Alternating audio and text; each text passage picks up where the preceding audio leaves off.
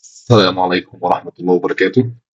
النهارده إن شاء الله السيشن 5. آه، كنا اتكلمنا في السيشن اللي فات عن الماتيريال سايت، وعرفنا بتتضاف ازاي في المستخلص لأكتر من بند حديد وسيراميك، وكمان اتكلمنا عن الاسكيليشن بكل أنواعه، من ستيل وسيمنت والدولار والسولار. آه، كنت عايز أأكد على كم، يعني على MOS تاني، وطريقة ظهورها في السيرتيفيكيت، يمكن عشان ايه ما وضحتش في الفيديو اللي فات، فأنا حابب أأكد عليها بحيث إنها تكون واضحة أكتر. آه، خلينا مثلا، أنا أدركت ده مستخلص رقم واحد، أدركت فيه العادي خالص الام اي ارز اللي عندي، اللي جات لي من الجوده زي ما اتفقنا 1562 طن. جميل جميل. طيب، وضربت في الريت بتاع الحديد. جميل. الريت ده عرفنا بجيبه منين؟ طيب، الريت ده حاجه من الاثنين، اما بيكون البند نازل عندي اصلا كحديد، تمام، آه، فالريت بيبقى واضح، او الريت بيبقى موجود في او الحديد بيبقى متضمن البند، عشان كده بنجيبه بالطريقه اللي احنا بالطريقه الثانيه اللي هي الايه، الستيل ريشيو. طب ساعتها الريت ده هجيبه منين؟ هتاخد الريت ده ريت المين او البيز برايس اللي انت بتظبط عليه الاسكليشن. يعني احنا الاسكليشن سي مثلا، ليه بقول لك كده؟ عشان هو ده السعر اللي انت او سعر الحديد اللي انت مسعر عليه في البريك داون، تمام. فبيتحط في البيز برايس في الاسكليشن الحديد، تمام. فسي 30,000. ده لو قايل لك ان انت هتاخد الام او اس من نسبه من البند، يعني انا باكد على ايه النسبه من البند. هجيبه بالطريقتين دول، لا اما البند يبقى حديد مفصول، لا اما لو هو انكلود جوه البند فهاخده من ايه، من الاسكليشن. طيب تمام. حسبتها، تمام، وضربت في الريت واتحسب لي 46 مليون، ضربتهم في 70%، على اعتبار ان العقد قال لي هاخد 70%، تمام. فبيظهر لي في السيرتيفيكيت البند ماتيريال اون سايت. على انا هنا خليت ان مفيش اعمال بحيث ان احنا نشوفها بشكل واضح، تمام. فظهر لي 34 مليون. ال 34 مليون دول حديد بس؟ لا، حديد واسمنت وسيراميك وات ايفر انت منزل ايه، تمام. فبجمع الشيتس دي او زي ما ظاهر عندي فوق، الستيل سيراميك، لو في عندك اي تشوينات بتنزل. طيب، بنيجي بقى في مستخلص رقم 2. مستخلص رقم 2 بدأنا ننزل أعمال، فنزلنا هنا أعمال، أهو مثلا في بيلدينج إيه نزلنا أعمال، ماشي، نسب أعمال. فبدأت إيه، ينزل جزء من الحديد في التنفيذ. فهنيجي نبص هنا أهو، الحديد هنا أنا كنت مورد 1562، استخدمت 1200. طيب ال 1200 دي جبناها منين؟ من زي ما وضحنا المره اللي فاتت، من الستيل ريشيو، وبنربطها بكميات الخرسانه فبنترجمها لايه، لكميات حديد، تمام. فظهر لي ال 1200، بقى الريميننج كام؟ 351 هيتضربوا في ال 30 في ايه؟ وادونا 10 مليون. يبقى نزلوا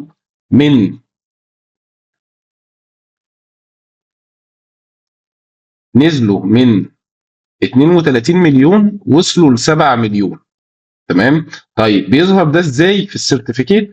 لازم هتلاقيه بيظهر عندك الام او اس بالماينس. هنا ظهر بالماينس اهو، تمام. وهيجي يظهر فوق بالبوزيتيف. ليه بالماينس؟ لان خلاص الحديد ده اتحول من الام او اس ونزل عندي فين؟ في التنفيذ، تمام. اتشال نسبه ال 70% ونزل في نسبه الايه، ال 100%، تمام. فدي من النقط اللي ايه حبينا ايه تكون واضحه وشايفينها وهي بتظهر، فعشان كده ما تقلقش ان ايه ده يظهر سالب عندك. تمام. فدي كانت النقطه الاولى. طيب النقطه الثانيه،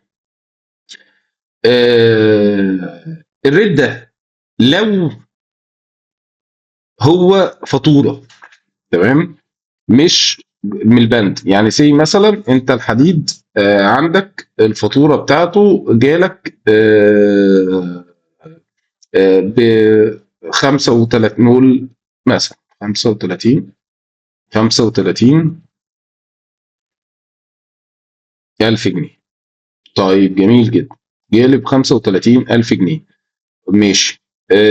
وطلع عندي إن سعر البند هعتبره إن هو شغال أنا هنا على نقطة الحديد. تمام. على نقطة إن البند حديد مفصول. أنا بس عشان عايز أوضح نقطة إن الحديد هنا ب 19، فالبند 19 ب 19,000.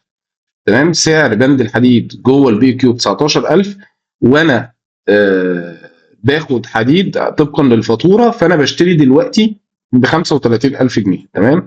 طيب النقطه هنا في ايه؟ في حد هيجي يقول لي يا هندسه، طب ما هو انا كده انا دلوقتي حسبت، خدت من المالك على فية 35,000 جنيه. تمام. اما اجي اشيلهم وانزلهم في التنفيذ هاخدهم ب 19,000 جنيه، فكده كتوتال هيبقى مسلب. هقول لك لا، انت كده ما دخلتش تفكير ان انت لازم بتدخل معاك الاسكليشن. ما هو الستيل ساعتها مثلا انت لو هتتحاسب، لو البيس برايس اهو 19، انا هنا حبيت اظبطها 19، تمام، والاكشوال برايس سي مثلا 38 او 35 على حسب الفاتوره، ما انت بتاخد الفرق ده. فالفرق ده بيظهر لك في الاسكليشن، فدايما هيبقى عندك الاجمالي بالبوزيتيف. اسكليشن زائد ورك دان اكيد هيبقى اعلى من ثمن الفاتوره. تمام. فدي حبيت النقطتين دول اوضحهم عشان لو اتعرضتوا ليهم. تمام. فدي كانت اول حاجه خاصه بالايه، كانت توضيح على الام او اس. النقطه الثانيه حبيت اكد عليها في نقطه اسكليشن الحديد، اسكليشن الاسمنت. اسكليشن الاسمنت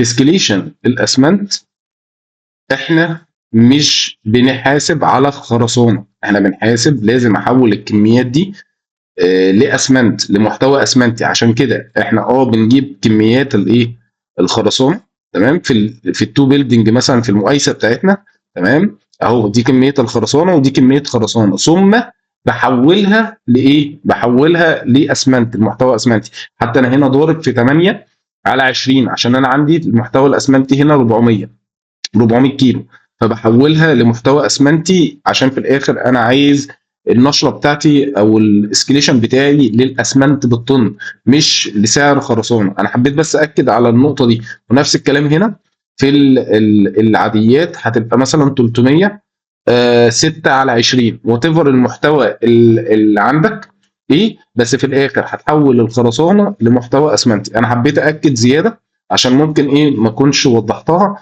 بس ايه زياده تاكيد في النقطه دي. تمام. طيب خلينا بقى نبدا السيشن بتاعتنا. آه، النهارده اول حاجه هنتكلم عليها هي الفري ايشيو ايتمز. الفري ايشيو ايتمز من الحاجات المهمه ان انت تكون واخد بالك منها وعامل حسابك فيها، لان ايه الموضوع فيها يعني ايه دقيق جدا. الفري ايشيو ايتمز ايه هي؟ زي ما احنا كنا اتكلمنا فيها قبل كده، هي عباره عن خامات او معدات بتكون بيكون المالك موضحها لك في العقد ان هو اما انت هتوردها او هو هيقوم بتوريدها. يعني هي بتتحدد في التعاقد، تمام، ان سي مثلا ان الابواب او الابواب والالومنيوم والسيراميك دول فري ايشو ايتمز، وارد ان هو يوردهم، وارد ان انت اللي اتورطوا. جميل جدا. وطبعا بيحدد البنود دي ونسب الهالك بتاعتها. سي مثلا السيراميك بيحط له مثلا 10%، الابواب طبعا ما فيش حسب الاعداد، ما فيش نسبه هالك. فبيتحدد الايه يعني نسب الهالك للحاجات اللي ايه، لو ليها نسب هالك يعني هندسيه. تمام. طيب جميل جدا. المالك طب بيعمل كده ليه؟ بيعمل كده عشان نقطتين. اولا عشان يضمن ان هو يستخدم، ان هو مثلا سي عايز سيراميك معين هو اللي يستخدمه بجوده معينه بكواليتي معينه، هو ده اللي هيستخدمه، فيقوم هو اللي مورد السيراميك لضمان الجوده. تمام. او حاجه تانية، ان هو بيقدر عشان هو مالك بيقدر يعمل ديلز اكبر لمثلا لحاجات معينه بجوده معينه، ان مش بيجيب لك ليك انت كمقاول انت بس، لا ممكن بيجيب لاكتر من مقاول معاه في مشروع لو حاجه ميجا بروجكت، فيجيب الخامه دي ويشتريها ويعمل ديل افضل عليها، ويبقى هو اللي بيوردها، منها ان هو كسب يعني وفر، ومنها ان هو ضمن الجوده بتاعته. النقطه الثانيه ان ممكن يبقى عند المالك مخزون من الخامه دي وحابب ان هو يستخدمها، فبيبقى ايه بتبقى فرصه ليه ان هو ايه يستخدم الخامه دي. تمام. فهي دي الاسباب اللي ايه الاشهر الاسباب اللي بتخلي الايه نقطه بنود الفري ايشو ايتم. الفري ايشو ايتمز موجوده طبعا في بند 4.2.20 في عقود الفيدك. احنا ان شاء الله هنتناول كل حاجه خاصه بيها. الفري ايشو ايتم، المقاول لو هو خلاص مش هيورط الايتمز، تمام، بيكون عليه مسؤوليه استلامها. تمام. استلامها بمعنى ايه؟ الفيجوال، استلام الفيجوال بس المرئي، ان انا بشوف ان سي مثلا بستلم السيراميك الدنيا فيه تمام، بس الفيجوال بس. تمام. ومسؤوليه تخزينها، لان لو حصل اي فيها كسر نتيجه الاهمال في التخزين او كده بتبقى على المقاول. تمام. وطبعا التركيب بيبقى طبعا عليه، يعني التوريد بيبقى على المالك، لكن استلام والتخزين عشان لو هو بيستلم لقى ان لا لقى ان الخامات المتورده دي فيها مشكله او فيها عيب او ما الى ذلك، لازم يبلغ المالك على طول. والمالك بيكون المقاول ليه الحق ان طبعا ايه يورد له خامات بديله للخامات اللي لو فيها ايه المعيوبه او اللي فيها مشكله دي. تمام. طيب بتظهر ازاي في العقد او في البي كيو؟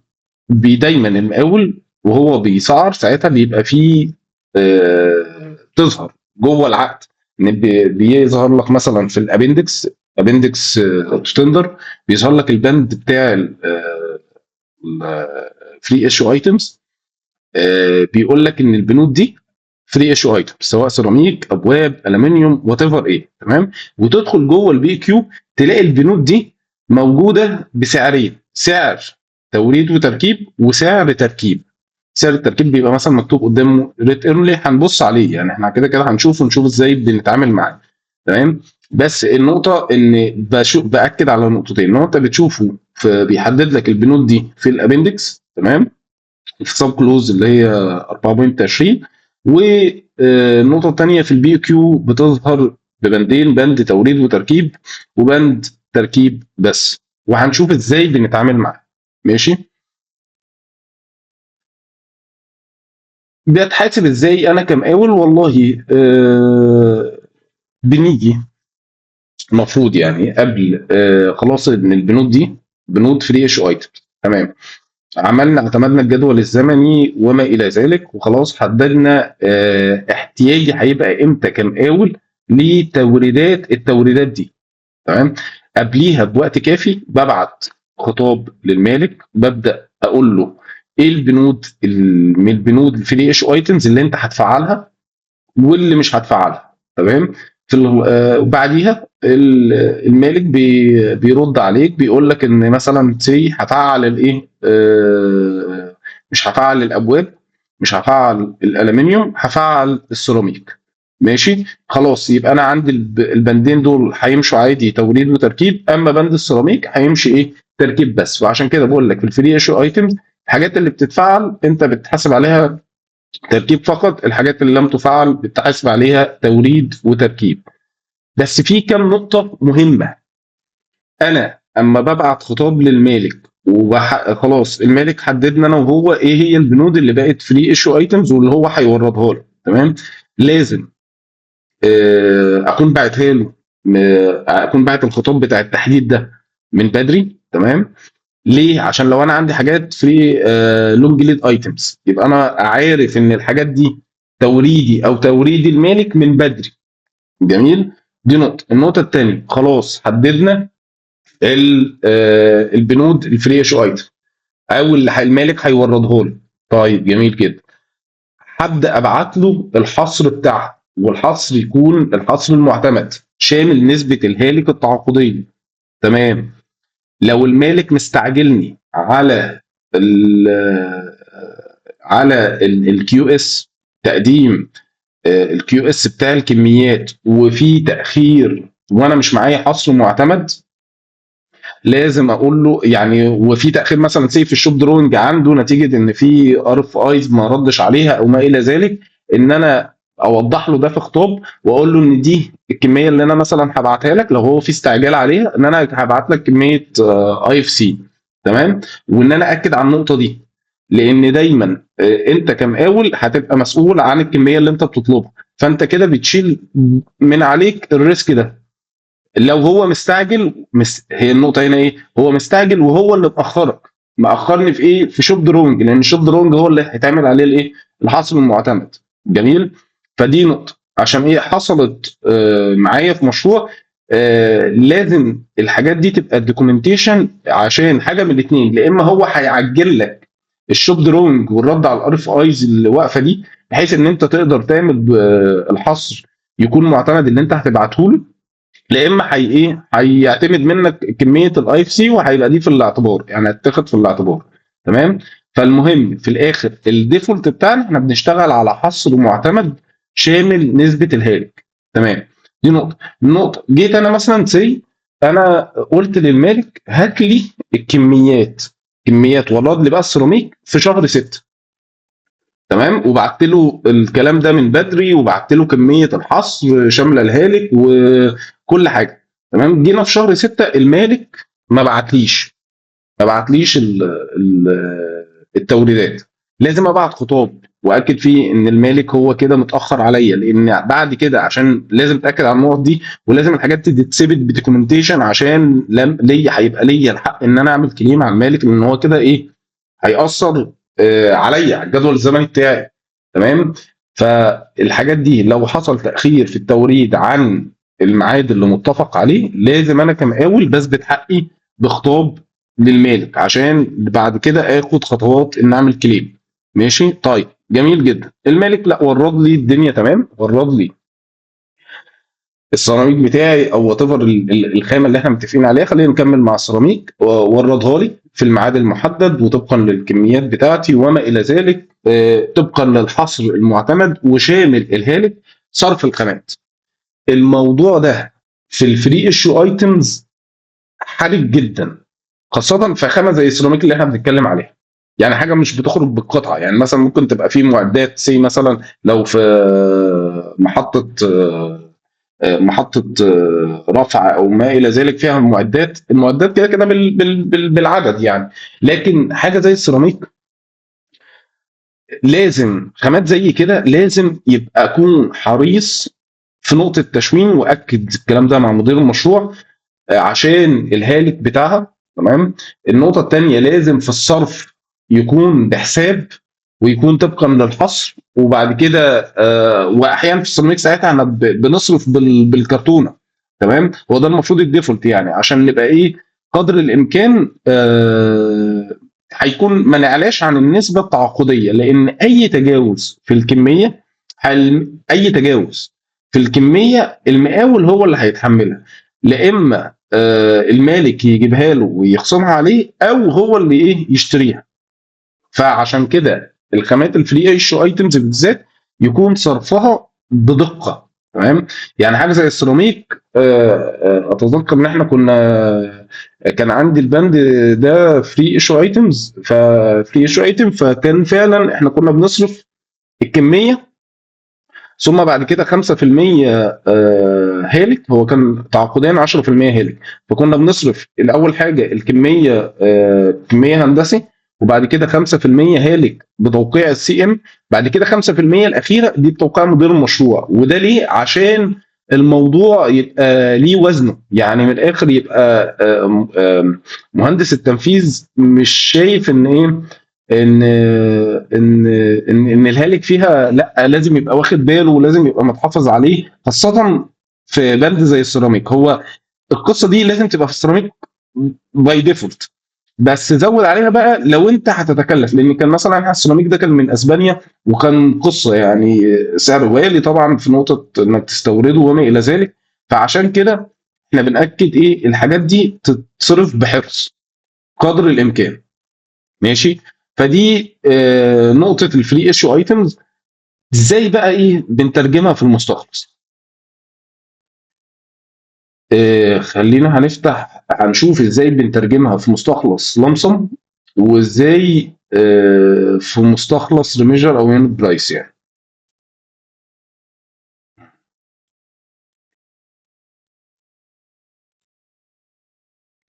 ماشي. طيب. هنكمل مع بند السيراميك. نفتح بس المستخلصين، الريميجر واللمسم. بالنسبه هو مثلا اهو، ده هنا هيبقى بند، ده بند سيراميك فري ايشو ايتمز، ظاهر عندي ازاي ان هو سبلاي وانستول. تمام. وحاطط لي الفلورنج او السيراميك، وحاطط اليونت والريت والكميه وما الى ذلك. ماشي. وده العقد اللمسي، احنا بنتكلم على عقد اللمسي. البند الثاني تحتيه بيبقى ايه، انستول اونلي. تمام. هنا سبلاي وانستول، هنا انستول اونلي، وحاطط لي ايه، ريت اونلي. ريت اونلي. تمام. يعني من الاخر هنا مش حاطط لي كميه، والعقد ده لمسم. فانا بنأكد ان العقد اللمسم ما ينفعش، لازم البي كيو ما مش بلعب فيها كميه ثابته. يعني سي العقد مثلا او البي كيو عامله 50 مليون، هتطلع ب 50 مليون. تمام. او هشتغل على 50 مليون، ماليش دعوه بالفاريشن. بس انا بتكلم جوه البي كيو، جوه المقايسه مش بلعب فيها. يعني ما ينفعش ان ايه، اجي هنا واقوم حاطط انا خلاص مثلا سي فعلنا السيراميك فري ايشو ايتم، فخلاص فلا انا مش هشتغل على البند ده واشتغل على البند ده واعمل كده. تمام. واقوم جايب دي هنا وده هنا، ما ينفعش في اللمسم، ما ينفعش. تمام. طيب بنظبطه ازاي؟ بشتغل عادي في المستخلص اهو، البند اهو. تمام. بحط البروجرس بتاعي، البند ده فري ايشو ايتم سيراميك. حطيت البروجرس بتاعي. تمام. ثم بعد كده باجي اعمل ايه، انا كده نزلت في البي كيو 3 مليون 137. يعني انا خدت 3 مليون اللي هي مجموع الايه، المفروض الايه التوريد والتركيب، خدت التكلفه لغايه دلوقتي، او خدت 3 مليون 137. طب انا ما وردتش، انا ركبت بس. فباجي في الفاريشن، دي الفاريشن. تمام. باجي اعمل ايه، اول حاجه انا هشتغل على بيلدينج ايه، باجي اعمل بكتب او مثلا فاريشن واحد، وده البند عباره عن ايه، فري ايشو ايتم فور سيراميك فلورنج. ماشي. ده البند، منطق البند عادي للبيلدينج واحد. اظن بيلدينج واحد، بيلدينج ايه. تمام. الفلورنج، وسقطت البنود بتاعتي، سقطتها بالريتس، بالكوانتيتي والكميه. الريتس دي انا خليتها نيجاتيف. تمام. ليه؟ لان انا اصلا انا كل اللي عايز اعمل ايه، عايز اعمل اوميشن. انا واخد توريد وتركيب، يعني انا نزلت عندي في المستخلص توريد وتركيب. جميل. لا انا عايز اخصمه وهنزل لي تركيب بس. تمام. فانا قمت ايه، منزل الريتس بالنيجاتيف، اللي هي اني ريتس؟ الريتس اللي موجوده في البي كيو عادي خالص اهي، الريتس دي. تمام، خدت البنود دي كوبي بيست بالكميات بالريتس، ماشي. تمام، فطبعا ايه توتال بقى بالنيجاتيف، ماشي. وقمت برضو مسمع نفس الايه، نفس البروجرس. عشان ايه؟ هم ال3 مليون بقى بالماينس، يبقى انا خدتهم يعني ضفتهم هناك ورجعت شلتهم. تمام، وقمت منزل الايه، عملت ده كده اسمه اوميشن. تمام، بعد كده هرجع اديشن ايه؟ هضيف بقى ايه الريتس انستول اونلي. تمام، الريت نفس الكميه ما بتلعبش فيها لان ده عقد لمس مقفول. تمام، واحط الكميه بتاعتي. تمام، قصدي الكميه بتاعتي، واحط الريتس بتاعتي بتاعه ايه؟ بتاعه التركيب اللي هي موجوده فين؟ اللي هي موجوده هنا اهي، الريتس دي. تمام، وهسقط. بص انا ايه ده بيساوي ده اوتوماتيك، يعني اللي هو ايه 98% في 98%، ده 50 ده 50، نفس البنود. فبقى ايه؟ عملت كده ايه من الاخر؟ انا كده ضفت الايه التوريد التركيب بس. تمام، فعشان برضو نوضحها تاني، انا ليه ما ضفتش التركيب على طول في المقايسه؟ عشان لازم المقايسه في اللمسم ما بنلعبش فيها، لازم قيمه المقايسه بتتحسب تفضل زي ما هي، 50 مليون ب 50 مليون، 100 مليون، وات ايفر قيمه المقايسه قد ايه. تمام، المقايسه مقفوله. تمام، فانا بنزله وارجع في الفاريشن اخصمه، يبقى انا اللي نزلته هنا رجعت شلته، فكده بزيرو. 3 مليون اللي نزلتهم في المقايسه رجعت شلتهم في القماشه بماينس 3 مليون، ده قصاد ده خلاص زيرو. وبعد كده قوم نازل ايه؟ بالتركيب. جميل، جميل.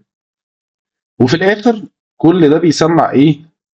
بره في السيرتيفيكيت، يعني احنا في الفاريشن اوردر اهو ده بيسمع هنا، ماشي. فدي نقطه الايه الفري ايش ايتم في العقد اللمس. طب في الريميجر الموضوع اسهل بكتير. الريميجر عادي اتحرك فيه عادي. عندي هنا مثلا اهو، عندي ده عقد ريميجر. تمام، خلاص فعلنا الفري ايش ايتم، فهينزل ايه؟ انا هنا خلاص مش هشتغل توريد. تمام، هشتغل هاخد ده واحطه في التركيب بس اهو، واشيل ده من ده وخلص. تمام، ليه؟ لان انا بالنسبه لي قيمه المقايسه عادي تروح وتيجي على حسب الكميات. تمام، فهنا مش لازم اعمل بقى الفاريشن واشيل واحط. تمام، احنا بنعمل الموضوع ده في الايه؟ في اللمسه. وهنا طبعا بيبقى عندي كميه الكيو اس المعتمد، ان وارد ان الكميه تزيد او تقل، ده عقد الميجر اللي هنفذه حاجته. تمام، فالموضوع بيبقى ابسط طبعا في الايه، في الريميجر، فحبينا ايه نوضح كده ونوضح كده. فده كان اول حاجه ال فري ايشو ايتم. نيجي بعد كده على الفاليو انجينيرنج. الفاليو انجينيرنج كنا اتكلمنا عليها برضو. عباره عن ايه؟ عباره ان انا بس كمقاول بحاول اوفر في المقايسه لبنود معينه، ان انا استبدلها بخامات اوفر في خامات معينه لبنود، ان انا استبدل الخامه دي بخامه تانية تديني نفس الكواليتي. تمام، وبقدمها في RFP، ريكوست فور بروبوزل، بقدمه للاستشاري وبقترح عليه ان انا استبدل خامه مكان خامه، وان انا هدي له نفس الكواليتي. وطبعا بعد ما بيتوافق على القصه دي، بنبدا ايه؟ خلاص سعر لي بقى الخامه اللي انت هتستبدلها، وتتسعر كفاريشن. وهنشوف يمكن ايه المحاضره الجايه هي اللي ايه هنشوف نقطه الفاريشن باستفاضه اكتر. بس بيتقدم يعني تسعيرها وبتتسعر وايه وبنستبدلها. طيب، انا هنا مثلا عايزين ناخد مثال على الفاليو انجينيرنج، لان نشوف الدنيا بتمشي فيها ازاي في عقد لمسم وعقد ريميجر. هنا مثلا كان عندنا نقطة العزل. انا كان عندي عزل ممبرين في الحمامات. قدمنا ار اف بي واقترحنا على الاستشاري ان احنا العزل ده هنستبدله ب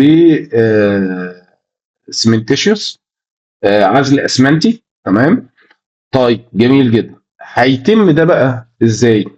والاستشاري وافق وحددنا الريت وكل ده. اول حاجه لازم تبقى عارف ان الفاليو انجينيرنج بيبقى ليها سب كلوز في العقد، بيتحدد فيها ل 13.2 بيتحدد فيها نسبه الوفر هتتقسم ازاي ما بين المالك والمقاول. يعني انا مثلا وفرت، استبدلت خامه بخامه، جميل، ووفرت سي 100 جنيه. انا كمقاول هاخد هشتغل اول حاجه على الخامه الجديده دي، وهاخد 20% من قيمه السيفنج. تمام. والمالك بياخد 80%. تمام. النسب دي طبعا بتتحدد في التندر وتفر بقى 20 80 40 60، وبنسبه كبيره ان المالك طبعا دايما بياخد النسبه الايه الاكبر. تمام. جميل لغايه كده. تعالى نرجع للمستخلص. طيب زي ما اتفقنا، العقد اللمسم مش بلعب فيه. تمام. خلاص انا هنزل الخامه دي، خامه الممبرين، وهبدا اشتغل عليها البروجرس بتاعي عادي. تمام. وهضيفها على الرغم ان انا مش هشتغل بيها، هضيفها عادي. واجي في الفاريشن، حابب يعني ليها نقطتين، في ناس بتحب تحطها في الفاريشن وفي ناس بتعمل لها خانه لوحدها في اي. الاثنين سيان. يعني ممكن تحطها في الفاريشن اللي هو انا خلاص اهو مثلا في او 2، وده ويت اريا انسوليشن ماتيريال تشينج فروم ممبرين تو سيكا توب، اللي هو سيمنتيشوس العزل الاسمنتي. فعملت ايه؟ اول حاجه عملته قماش، اللي ضفته في البي كيو ارجع اخصمه ال 98,000 اللي نزلوا هناك، اللي نزلوا هنا اهم ال 98 ارجع اشيلهم. تمام. يبقى كده المحصله بتاعتهم زيرو. ثم بعد كده اتفقنا على طبعا الكميه واحده. تمام. المسطح واحد. تمام. طيب الريت، اتفقنا على الريت ب 210، يبقى التوتال عامل 82,000. جميل. وطبعا البروجرس بربط البروجرس بتاع بنفس البروجرس بتاع السيمنتيشنز بالبروجرس بتاع الممبرين وبشتغل فيه عادي. يعني ده بيستبدل ده، ولازم تبقى كل ده شغال اوتوميتد. عشان ايه؟ انت دايما هتقوم مسمع البروجرس في البي كيو، في الفاريشن الموضوع شغال اوتوميتد. ما تبقاش انت قاعد ايه بتعمل بروجرس لل للبي كيو ثم ترجع تعمل بروجرس تاني للفاريشن وما الى ذلك. لا، كله متربط ببعضه. ده متربط بده، شفت على طول ده متربط بده. فانا سي مثلا ده خليته مثلا نسبته بقت 90%، بقى على طول في الفي او 90%، في سواء شلت 90% وقمت ضفت 90%، كل ده مربوط ببعضه. تمام. وده بيساوي ده. ماشي لغايه كده تمام. دي يبقى ده قيمه البند الجديده. ماشي. طيب انا مش انا كمقاول ليا 20%، عشان السيفنج، هحسبها ازاي؟ ده الفيه القديمه او الفيه بتاعت الايتم اللي موجود في البي كيو ناقص الايتمز الجديد اللي انا استبدلته بيه، مضروبه في 20% نيجاتيف. عشان ايه؟ لو انت طرحت ده من ده هيتجمعوا. فده او حطينا ده زائد ده مضروبه في ماينس 20%، فاداني كده الريت ده ب 26 جنيه 40. فبضربه عادي بياخد نفس البروجرس والدنيا بتمشي فيه عادي. تمام. حابب ان انت تفصله في فاليو انجينيرنج يبقى كده في في شيت لوحده، مفيش مشكله. حابب تحطه مع الفاريشن وتكتب طبعا ده ان في اي، مفيش مشكله. الاثنين سيام. طيب جميل لغايه كده تمام. لو انا بقى في عقد ريميجر، موضوع بيبقى اسهل. في عقد ريميجر خلاص احنا اللي زي ما اتفقنا ان احنا مثلا ده ممبرين، مش هنزل بقى خلاص في كميه. تمام. وانا عندي في اي هنزل فيها الكميه بتاعتي على طول. يعني خلاص ده 210 وده 26 اللي احنا اتفقنا عليهم. تمام. نفس الفرق. تمام. هنزل هنا الكميه من البروجرس عادي على طول. يعني هعمل هنا بروجرس للسيمنتيشوس، خلاص الكميه اللي ادهاني التنفيذ او النسبه هتتضرب، النسبه اللي ادهاني التنفيذ هيضربها في الكيو اس اهو، كيو اس الابروف، تسمع لي الكميه اللي تم تنفيذها بالفعل، وهي دي الكميه اللي تتضرب في الريت اللي احنا متفقين عليه، وهي نفس الكميه اللي تتضرب في نسبه السيفنج بتاعتي، ويبقى عندي قيمه الفاليو انجينيرنج اللي انا وفرتها. الموضوع دايما في الميجر بيبقى اسهل، والموضوع بصراحه برضو في اللمسم بيبقى سهل، بس بيبقى محتاج تركيز شويه، بان انا اللي ضفته هنا اللي عملت له هنا اديشن ارجع هنا اعمله اوميشن وما الى ذلك، ان انا ابقى بس ايه مربط الدنيا شويه بس. وطبعا كل ده بيسمع بره في الايه، في الفاليو انجينيرنج. تمام، الفاليو انجينيرنج بس الموضوع بسيط، بس ايه، دايما حاول ترتب شغلك. كل ما كنت مرتب في الشغل بتاعك كل ما الدنيا كانت كويسه وكانت سهله، سواء عليك او لعل هيراجع عليك، وكمان مع الاستشاري هيبقى كل حاجه بالنسبه له واضحه. تمام. طيب نيجي لاخر حاجه، الا وهي البروفيجنال سم. البروفيجنال سم بتبقى عباره عن بنود تقديريه، يعني بنود قيمتها تقديريه، بيكون المالك حاجه من الاثنين، وهو هي الحاجه الاكبر، هو مش قادر وقت التعاقد، ما كانش عنده الايه الوقت الكافي عشان يحط سعر ليها، او ما كانش عنده الداتا الكافيه عشان يحط السعر بتاعها. تمام، لا اما وقت لا اما داتا. تمام. فبيحطها تقديري، يعني سي مثلا البندين اللي احنا هنا هنشتغل عليهم كان مثلا اننا تركيب شبكه الغاز. ماشي. المالك ما كانش عارف الموضوع تقريبا هيكلف كام، فحط الريت بتاعه ب 7 مليون. جميل، ما فيش مشكله. وكان الاسانسيرات برضو الاليفيتورز معانا نفس الكلام، ما كانش في وقت برضو، او ما كانش في وقت ان هو يسعرها بالظبط، فحط تقريب 12.5 مليون. جميل. طيب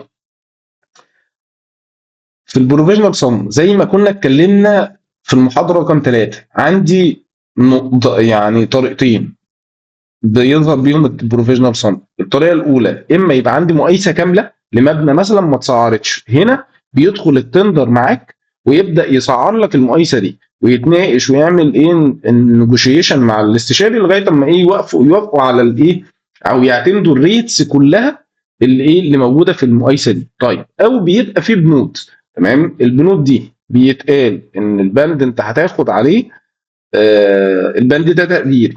تمام، وهتتحاسب عليه الحساب الفعلي، هيبقى التكلفه الفعليه بتاعتك بلس الاوفر هيد والبروفيت بتوعك اللي احنا متفقين عليهم في التعاقد.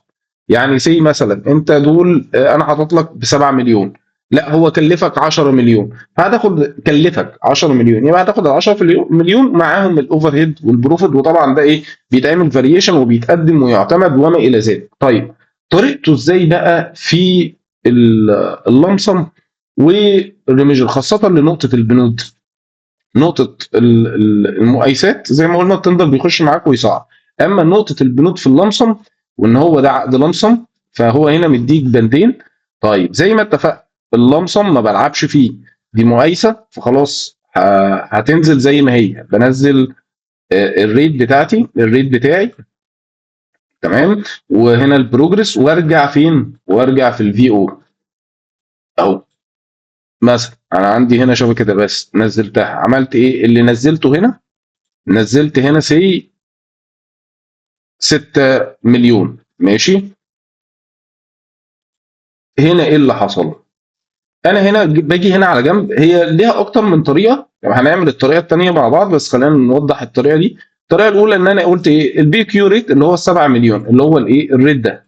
ماشي. الاكشوال ريت التكلفه الفعليه شامله الاوفر هيد والبروفيت. تمام، وصلت 3.5. ماشي. فالفاريانس بقى 4 مليون.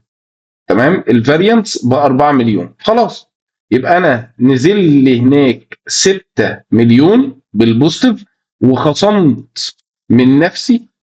حط هنا بقى ايه قيمه الخصم اللي هو ده ناقص ده. تمام، هشيل من نفسي نسبه الخصم. تمام، دي الطريقه الاولى. يعني الطريقه الثانيه، خلينا ايه نعمل كده، والاثنين واحد، يعني الاثنين هيأدي ايه نفس الفكره.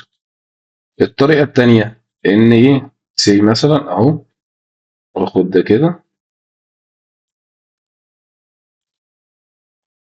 ده اوميشن اديشن،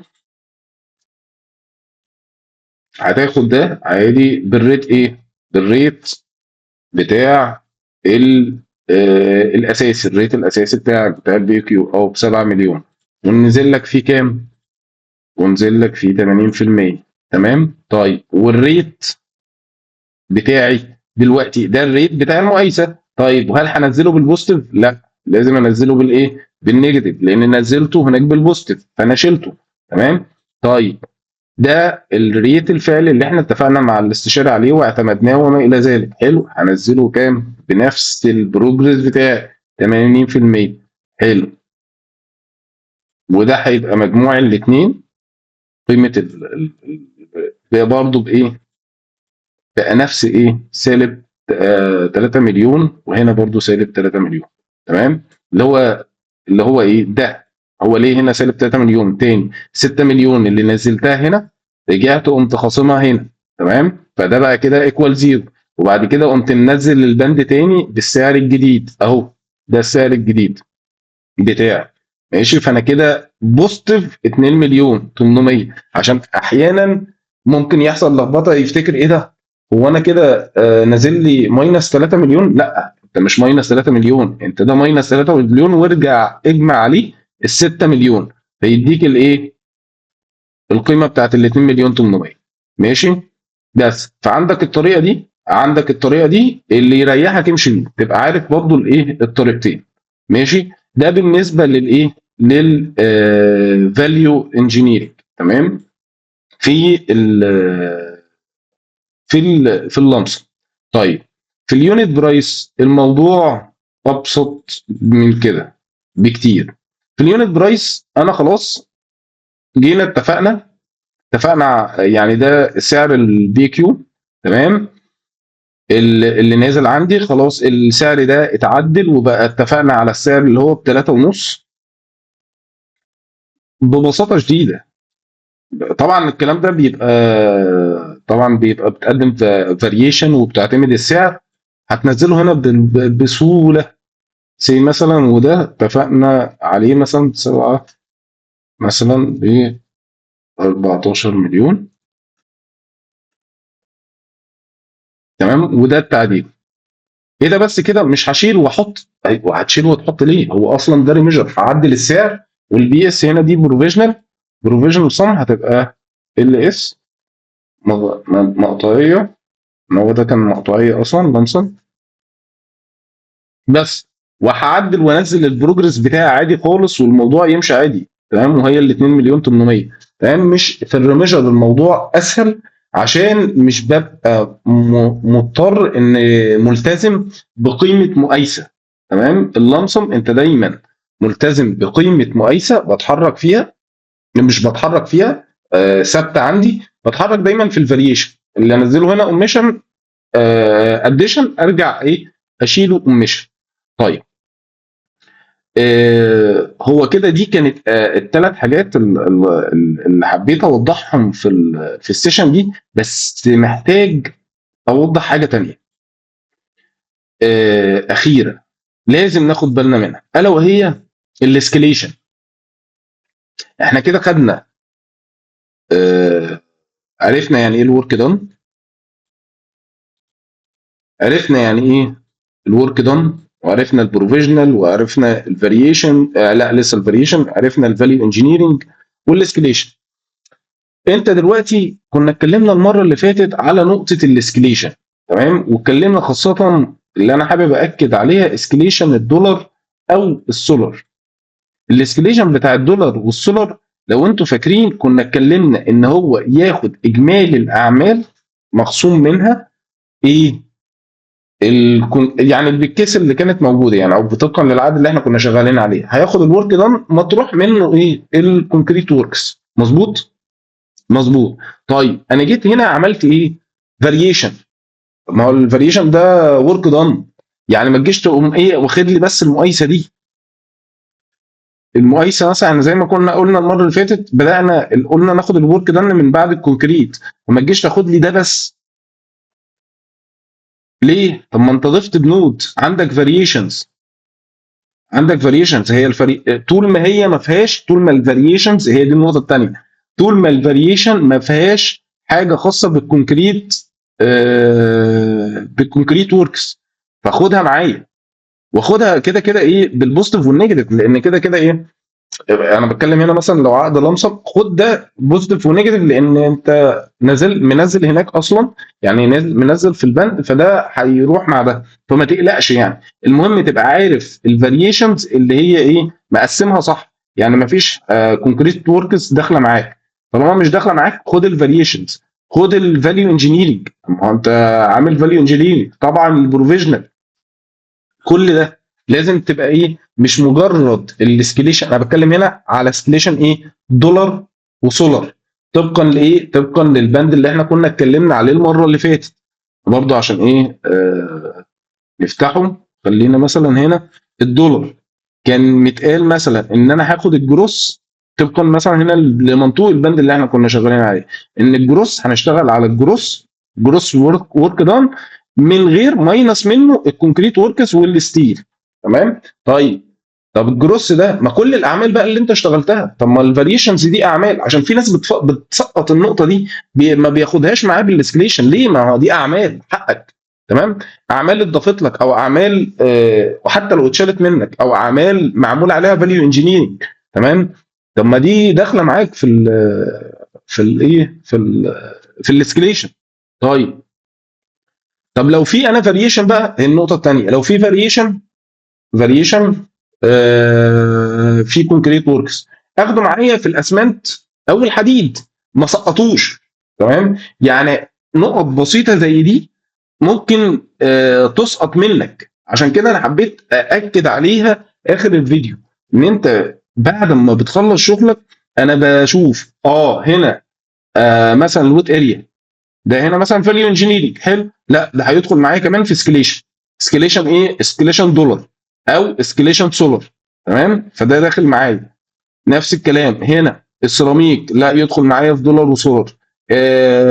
مثلا البروفيشنال سم هيدخل معايا في دولار وسولار. طب انا عندي مثلا فاريشن على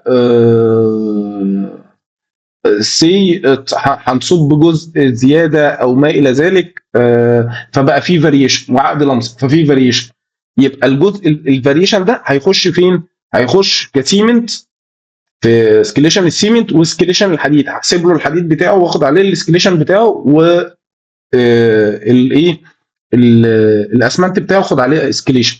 هي النقطه ان انت تبقى مركز في حاجات بسيطه وتبقى قافل دنيتك مظبوط. تمام.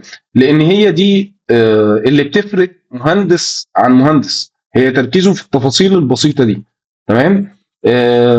اتمنى ان تكون النقط دي كلها وضحت.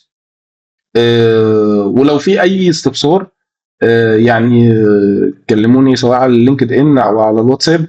يعني معلش ممكن بتاخر شويه، بس اول ما بشوف المسج انا برد على طول. لو في اي تفاصيل او حاجات مش واضحه قولوا لي، ولو كده حتى ايه زي ما وضحنا الام او اس في بدايه السيشن، ممكن برضه لو في حاجه مش واضحه او في استفسار مش واضح هوضحه تاني للجميع. يعني لو انا شايف استفسار اتكرر عند واحد او اتنين انا بقوله تاني للكل، بحيث ان ايه المعلومه تفيد الكل.